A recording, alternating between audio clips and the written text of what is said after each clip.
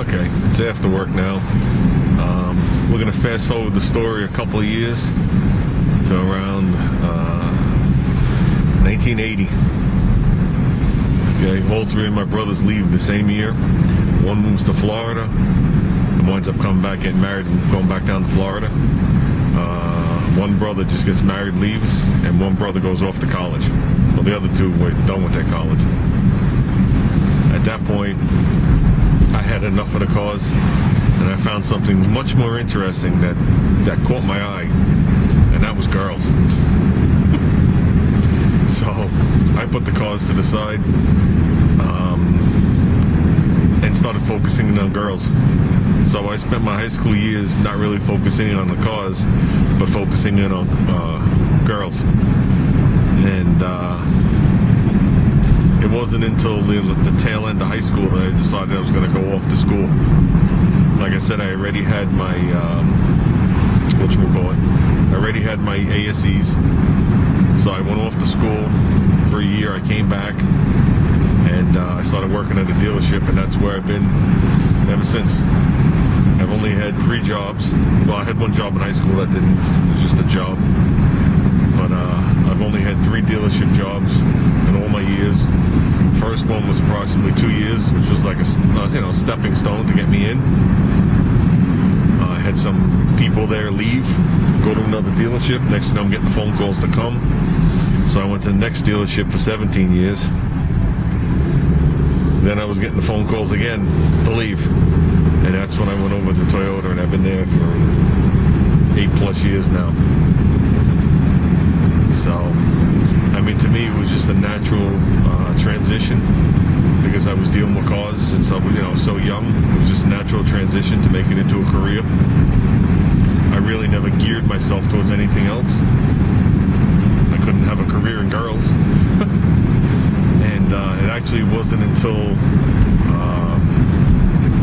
like 1990 or so that I started getting into other things like fabrication,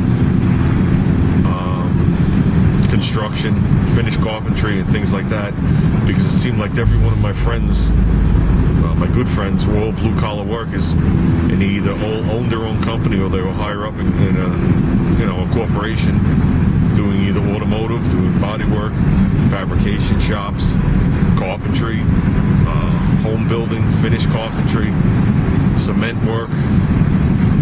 So I started, dabbling in that, which to me was a very important part of my life, because that's what made me a jack of all trades. If I didn't have that chance, I would just still be a car guy. You know what I mean? I'd come home from work and stare at my house, not know what to do with it. But it was all that knowledge that I learned that allowed me to gut my house and rebuild my house and redesign my house and do everything I did to my house.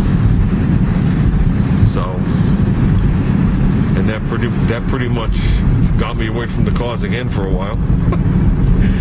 And when I wound up buying my house, before I bought my house, I moved out of my parents' house. I had an apartment in my parents' basement that I built. That I sold off all my projects, and I had a lot of projects. I had their driveway full, on the side of their house, and their backyard full. Boats, campers, and Jeeps. I had Jeeps coming out of everywhere, and I was sad to see the Jeeps go.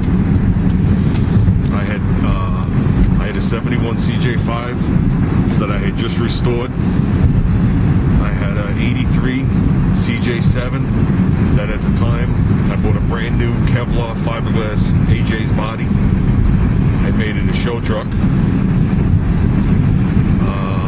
I had a 66 Suburban Carryall, which they really never had a name for in 66. A lot of people call them Suburbans, even though it was the size of a Blazer. They weren't even called Carryalls. Just more Jeeps. When I moved, I took my boat with me. I took my trailer with me, and then we decided that owning a home, owning a boat, owning a trailer just was not going to work out. There wasn't enough time to do it all. So the first thing I sold was the boat, we miss. You know, that I had bought brand new. And then I sold off the trailer and bought a motorhome, which I had for a while, many years. And then I wound up selling that off too, because that's when I stepped back into the cars.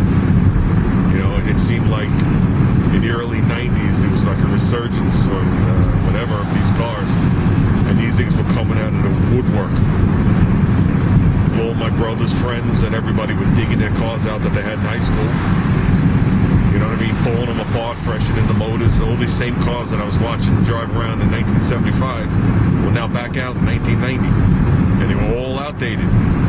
Some of them chose to leave them outdated, and some of them went the 90s route, which they're all kicking themselves in the ass now. But that's besides the point. And my brother, the one that you see with the pickup truck and stuff, was on the hunt, and he found himself a 69 Roadrunner. Obviously big block car. This was a stick car, bucket seats, and it didn't have flip out windows, had crank windows in the rear. Nice car.